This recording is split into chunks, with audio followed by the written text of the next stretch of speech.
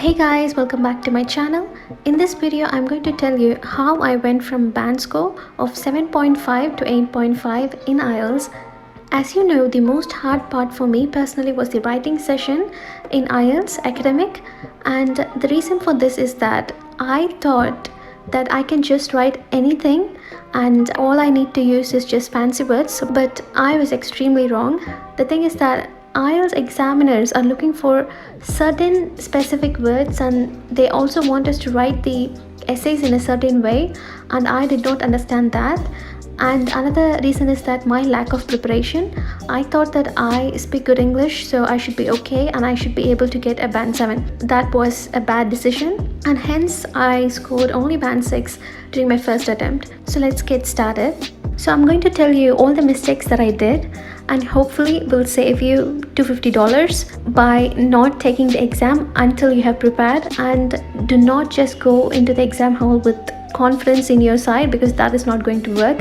You need to know certain tips and tricks that you need in order to get the required band score for this exam. So first mistake that I did was I actually thought IELTS was way too easy, because most people say that it is easy, and they also say that if you're someone that is like speaking English for a long time, or if you're someone that you have like a good writing knowledge, then this exam is going to be easier for you. Yes, it is going to help, but if you do not know the pattern of this exam, then you're going to struggle. And second thing is that you need to choose the resources available for IELTS wisely, because the thing is that there is so many free resources available out there. Meaning you have YouTube videos from Liz and E2 IELTS and Simon, IELTS Buddy, IELTS Advantage. Like everybody has a channel, including me. But the difference between me and others is that I'm going to tell you the mistakes that I did, and I'm going to tell you how you can improve yourself. I'm not going to tell you like what exactly to write whatsoever, because I'm not a teacher and that is not my business. But I'm just going to help you to look for the right things that you need to do in the exam hall. So yeah, the first thing is that make sure that the person's book that you're going to follow, for example Liz or Simon, you have to make sure that he has actually taken the IELTS exam. The reason why I'm saying is that, look, everyone is good in English. I mean, all the native speakers, right? So they know to speak, they know to listen, they know to read, whatsoever. But the thing is, in the exam, you are actually in a time management situation. You have your anxiety up. You need to make sure that you have not drank enough water, because you cannot go to the bathroom. If you go, you're going to lose time for that. So like there is like a lot of things that is happening in the exam hall. And if your teacher or someone that you're going to learn from has not taken the exam personally himself or herself, then they are not suitable to give you the suggestion. Okay, so make sure that you choose wise resources, for example Cambridge Notes, Cambridge Consultants, something like that, instead of just blindly following everyone in YouTube. And one more thing is that you can actually follow E2 IELTS. The thing is that one person in there has actually took the exam. The guy that teaches you in YouTube has actually took the exam, and he himself has got only 6.5 in writing in the first attempt.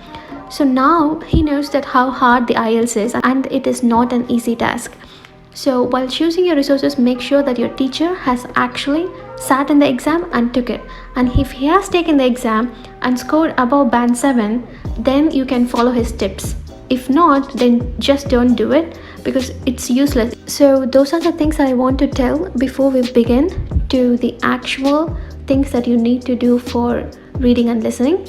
So firstly, we have reading and listening. For reading and listening, all you have to do is just follow the Cambridge books.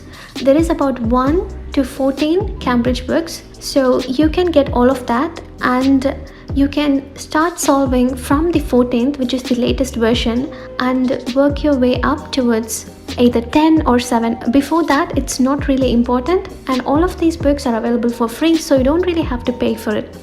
And the second thing is that if you're an English speaker or someone that speaks English regularly like me, then all you have to do is just do the reading and listening part of the test like 2 weeks before the exam, or practice for at least 2 weeks, and make sure that you get around 7.5 to 9 by counting the marks. If you're getting that, then that is enough. You don't need to really work on it every single day. And the next thing is that before you begin preparation, or before you book the test, make sure that you take the exam, and then make sure that you know where you stand, like what is your level. If you're someone that is scoring above 7 or 7.5 in the first time, or like consequent 2 to 3 mock test, then you're fine. Then you will be able to get the same score or even more by practicing. And the rest of the time, all you have to do is just practice for the writing session, because writing is one of the hardest and you have to focus on that more rather than spending all your time every single day on reading and listening. And the next we have the speaking category. So my tip for speaking is that take mocks by recording yourself at least 3 days before the exam. You can also start by preparing 1 week before the exam by taking mocks that is available again in the Cambridge books. Try to speak the questions that is in the books and try to record yourselves and form an answer. And also try to form pre-prepared dialogues for the basic questions like do you study or work, or if you're studying, what are you doing for a living, which country you're from, and where do you live, all basic questions like this, because that is going to be really helpful for you in the exam, because almost always the examiners begin by asking these questions and work their way up to the task 2 or task 3. So make sure you do that, and also make sure to get a speaking partner. If not, just try to practice with your parents or try to record yourselves and hear it again and again. It is okay to use the and take little breaks in the speaking exam. And if you do not understand, you can ask the examiner questions, because almost all time the examiners are really friendly and they will help you by repeating the question, so you don't have to worry about it.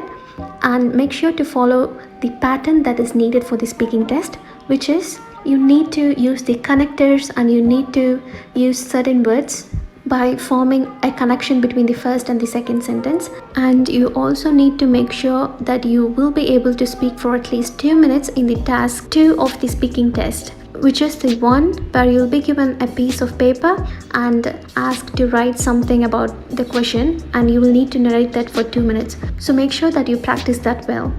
And in this video, I'm not going to explain in detail of the format for listening, reading and speaking or writing as well.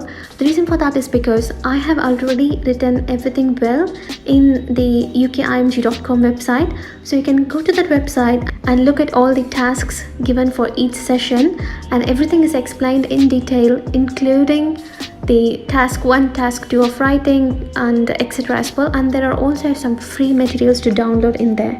So make sure you check that out and hopefully you'll get benefited from it. The next valuable tip that I have is that practice matters in IELTS, but only to 90%. The reason for this is because on the day of the exam, you need to make sure that you remain calm throughout the entire course of the exam.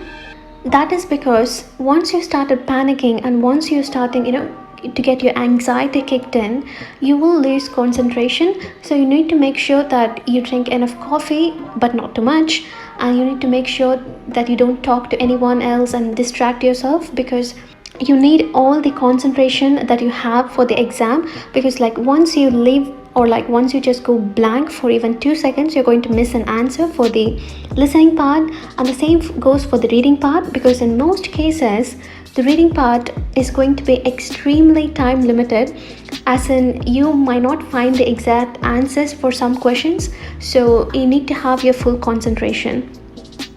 And for writing, the thing that I don't know is that you need to make sure that you should not drink enough water, because if you're going to drink so much water, then you have to go and pee, and that is going to take some of the time out of your writing session, which is the most crucial part of this IELTS.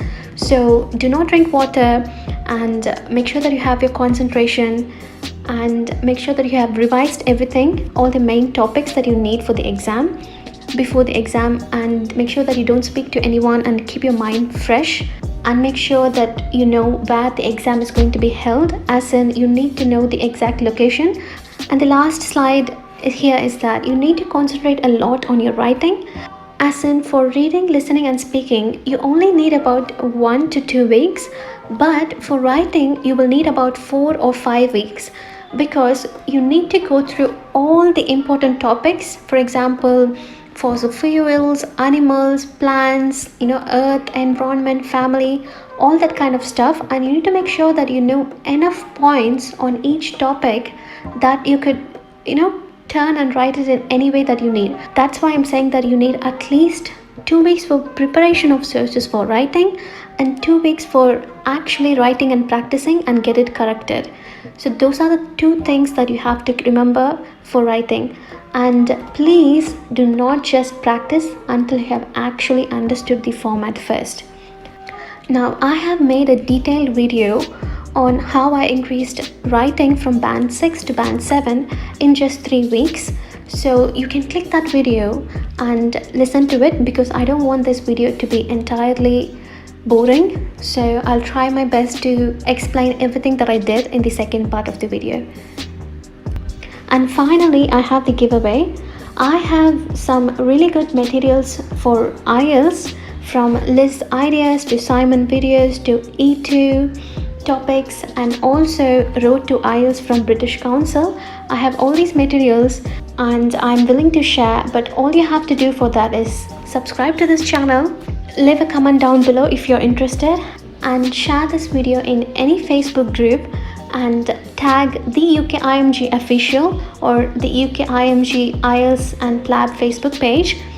And then you can message us by sending a screenshot, and we will send all these materials to you by sending you the Google Drive link, and hopefully you will get benefited from all these free materials. So that's it guys, thank you so much for watching, and all the very best with your preparations, and I hope that you will achieve your required band score for IELTS Academic. Bye.